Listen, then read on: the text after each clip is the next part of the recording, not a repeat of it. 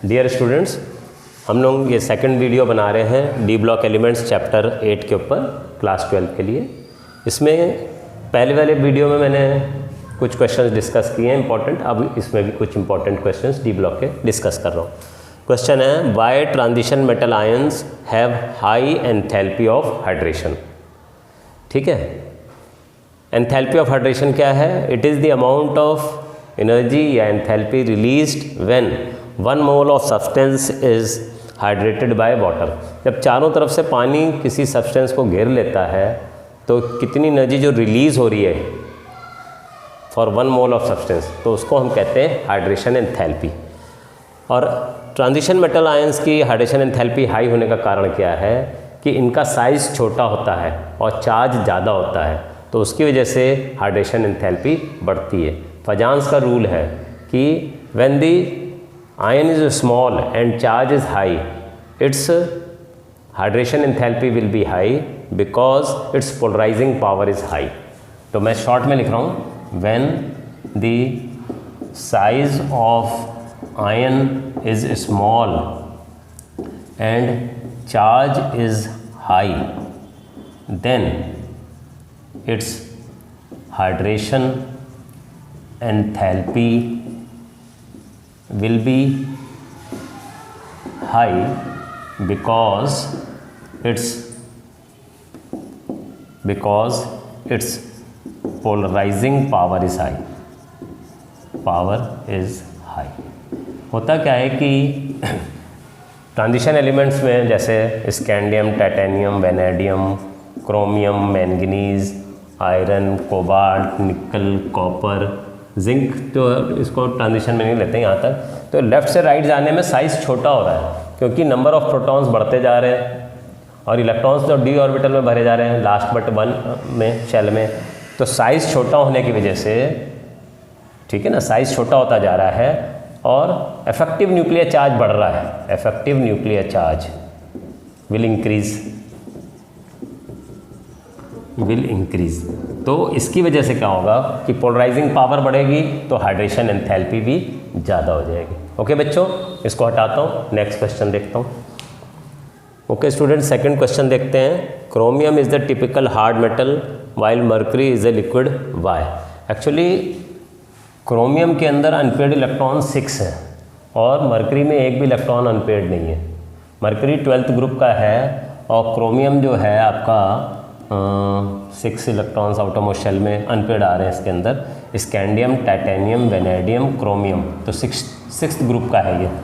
ठीक है, तो एक्चुअल में क्या है, जिसके पास अनपेयर्ड इलेक्ट्रॉन्स ज़्यादा होंगे उसकी मेटेलिक बॉन्डिंग स्ट्रॉन्ग होगी। और मर्करी जो है 12th ग्रुप का है, इसका डी ऑर्बिटल फुल्ली फिल्ड है तो इसके पास अनपेयर्ड इलेक्ट्रॉन एक भी है ही नहीं। जिसके पास अनपेयर्ड इलेक्ट्रॉन नहीं होंगे metallic bonding will be weak, तो वो लिक्विड फॉर्म में होगा, उसकी मेल्टिंग पॉइंट लो हो जाएगी। बट जिसके अंदर अनपेयर्ड इलेक्ट्रॉन ज़्यादा होंगे, मेटेलिक बॉन्डिंग ज़्यादा होगी, उसकी मेल्टिंग पॉइंट हाई होगी, मतलब वो हार्ड होगा। तो हम सिंपली ये कहेंगे, in chromium as 6 unpaired electrons are present, unpaired electrons are present, therefore metallic bonding is strong, metallic bonding is strong, therefore chromium is typically hard, whereas in mercury no unpaired electrons are present, therefore it is liquid। Melting point बहुत कम हो जाएगा, जब metallic bonding बहुत week हो जाएगी तो melting point कम हो जाएगा, इसलिए mercury will be liquid at room temperature. Okay, हटाते हैं इसको, नेक्स्ट क्वेश्चन देखते हैं। हाँ जी बच्चों, क्वेश्चन थर्ड है, out of iron and copper which has higher melting point and why. देखिए, आयरन जो है एटॉमिक नंबर 26 है, कॉपर का 29 है, इसकी कॉन्फ़िगरेशन 3d6 4s2 है, इसकी 3d10 4s1 बनती है। ठीक है, तो इसके पास अनपेयर्ड इलेक्ट्रॉन है डी ऑर्बिटल में, डी में 5 ऑर्बिटल्स होते हैं। अब इसमें 6 इलेक्ट्रॉन्स ऐसे भरेंगे तो 4 अनपेयर्ड हो गए, 4 अनपेयर्ड इलेक्ट्रॉन्स। ठीक है, अब इसके अंदर तो डी में तो फुल्ली फिल्ड है, सारे ही फिल्ड हैं, तो इसकी मेल्टिंग पॉइंट अपने आप लो हो जाएगी। जिसके पास अनपेयर्ड इलेक्ट्रॉन ज़्यादा होंगे उसकी मेटेलिक बॉन्डिंग ज़्यादा होगी, इसलिए आयरन की melting point will be higher than that of copper because it has got 4 unpaired electrons, therefore metallic bonding will be high, hence melting point of iron will be more than that of copper. ठीक है बच्चों, metallic bonding है unpaired electrons की वजह से। हटाते हैं, next question देखते हैं। ओके बच्चों, नेक्स्ट क्वेश्चन जो है why transition metals show variable oxidation states. ये इंपॉर्टेंट क्वेश्चन है, बोर्ड में आया हुआ है, 2-3 बार आ चुका है। जो ट्रांजिशन मेटल्स हैं जैसे मैंगनीज़ है, मैंगनीज़ 25 है, 3d5 4s2, तो ये +2 +3 +4 +5 +6 +7 सारे ऑक्सीडेशन स्टेट्स दिखा रहा है। ऐसे ही आयरन +2 +3 दिखाता है, कॉपर +1 +2 दिखाता है। तो जितने भी ट्रांजिशन मेटल हैं वो वेरिएबल ऑक्सीडेशन स्टेट क्यों शो कर रहे हैं, उसका कारण ये है कि उनके जो आउटरमोस्ट शेल के इलेक्ट्रॉन्स हैं और जो पेनल्टीमेट शेल हैं उनके भी इलेक्ट्रॉन्स दोनों ही पार्टिसिपेट करते हैं बॉन्ड फॉर्मेशन में। क्यों करते हैं? क्योंकि इनकी एनर्जी में ज़्यादा डिफरेंस नहीं है। तो आंसर में हम लिखेंगे कि दे show variable oxidation states, variable oxidation states because the electrons of outermost shell as well as penultimate shell मतलब last but one shell both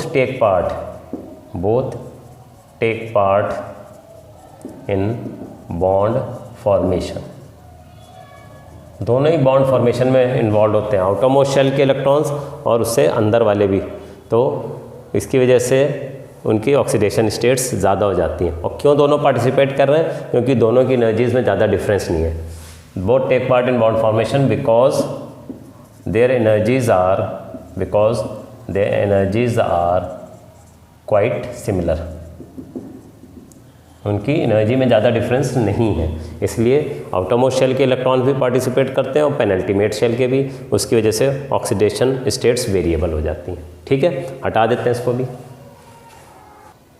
okay, ये नेक्स्ट क्वेश्चन है, ये भी इंपॉर्टेंट है।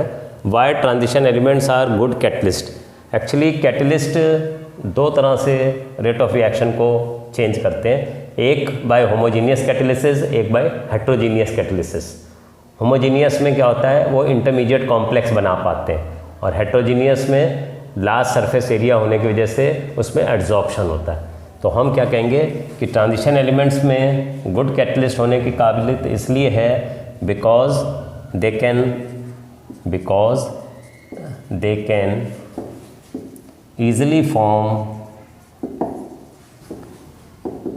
intermediate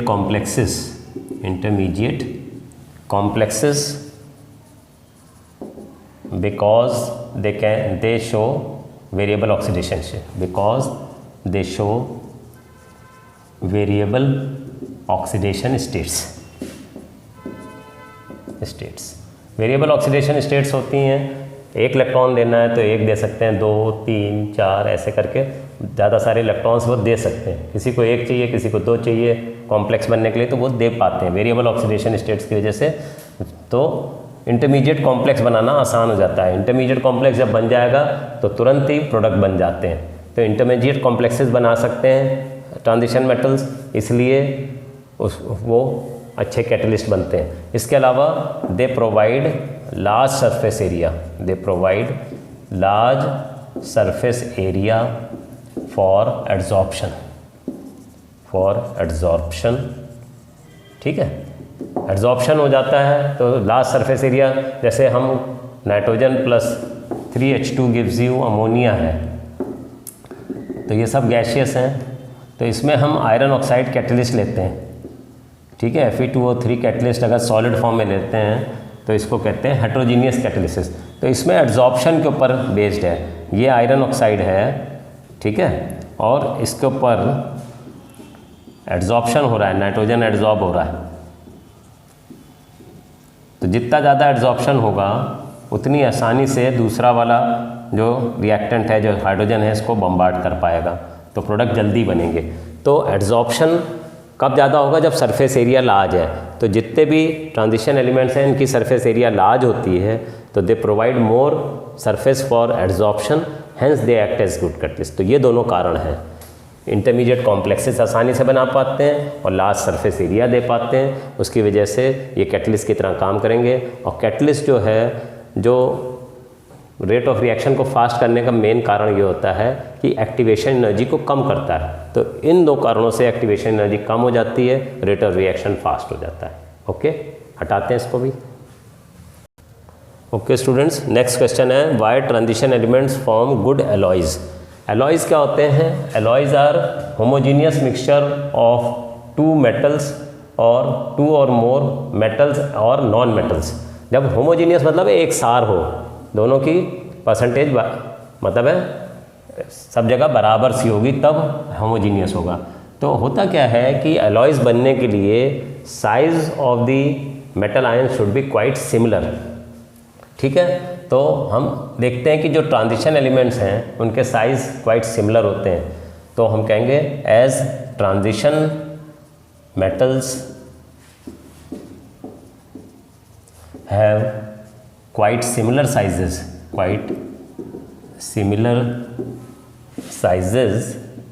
they can substitute one another, from their solid solutions,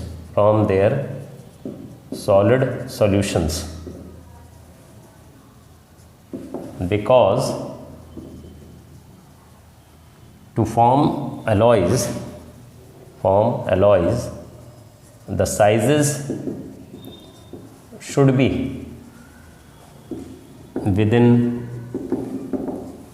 a range of 15% of each other।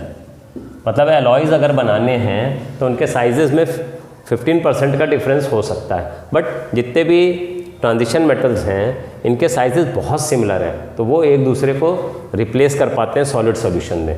जब size similar होंगे तो replace कर पाएंगे, तब अलॉयज़ बन पाएंगे। तो इसलिए साइज सिमिलर होने की वजह से they can form good alloys. ठीक है, इसको भी हटाते हैं। ये नेक्स्ट क्वेश्चन ये कह रहा है why transition metal fluorides are ionic in nature where as bromides and chlorides are covalent in nature. Actually जो ट्रांजिशन मेटल्स के अंदर क्या है कि जो फ्लोराइड की इलेक्ट्रोनेगेटिविटी ज़्यादा है, तो ट्रांजिशन मेटल के साथ जितनी ज़्यादा इलेक्ट्रोनेगेटिविटी डिफरेंस होगा उतना आयनिक कैरेक्टर ज़्यादा होगा। तो electronegativity of halogens decreases in the order. Fluorine की इलेक्ट्रोनेगेटिविटी ज़्यादा है, फिर क्लोरीन की है उससे कम, फिर ब्रोमीन की उससे कम है। तो जितना ज़्यादा, तो MF will be more ionic than MCl than MBr। जितना ज़्यादा इलेक्ट्रोनेगेटिविटी डिफरेंस होगा उतना बॉन्ड ज़्यादा आयनिक होगा। More is the difference in the electronegativities of metal and halogen, more ionic will be the bond, more ionic will be the bond।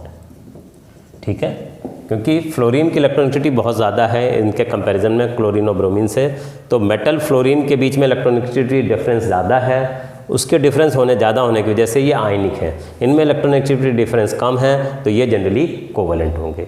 More difference in the electronegativities, more ionic will be the bond. Okay, हटाते हैं, next question देखते हैं। Okay, question पूछा गया बच्चों, why generally there is an increase in the density of elements from titanium to copper in the transition series. जैसे scandium, titanium, vanadium, chromium, manganese, iron, cobalt, nickel, copper, zinc है। ठीक है, तो ये titanium 22 है और ये कॉपर 29 है। लेफ़्ट टू राइट जा रहे हैं तो डेंसिटी बढ़ क्यों रही है? डेंसिटी बढ़ने का दो कारण हैं। पहला कारण है कि इनका साइज़ छोटा होता जा रहा है, और लेफ़्ट टू राइट जाने से साइज़ छोटा हो रहा है और मास बढ़ता जा रहा है, नंबर ऑफ प्रोटॉन्स बढ़ते जा रहे हैं, न्यूट्रॉन्स बढ़ते जा रहे हैं, तो मास बढ़ता जा रहा है। तो डेंसिटी ज़्यादा होने का, लेफ़्ट टू राइट जाने पर डेंसिटी बढ़ने का कारण है as we go from left to right size decreases and mass increases, therefore density will increase. As we move from left to right in this first series of transition elements,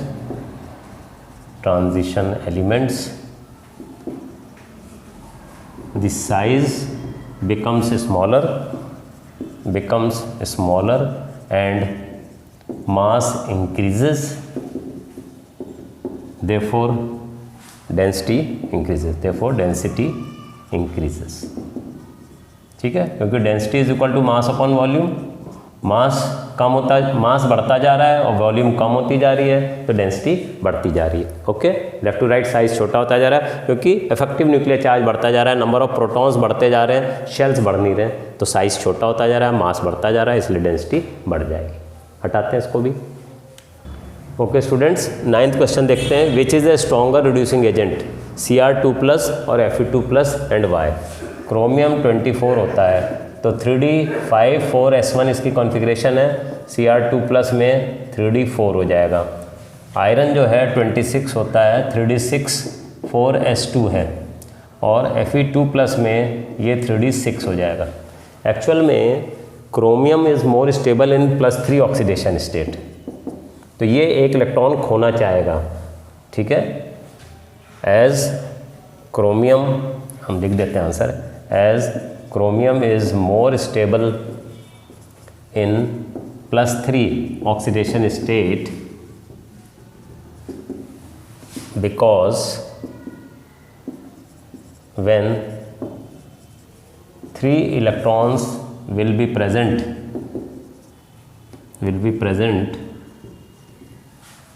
in T2g orbital, it will be exactly half filled,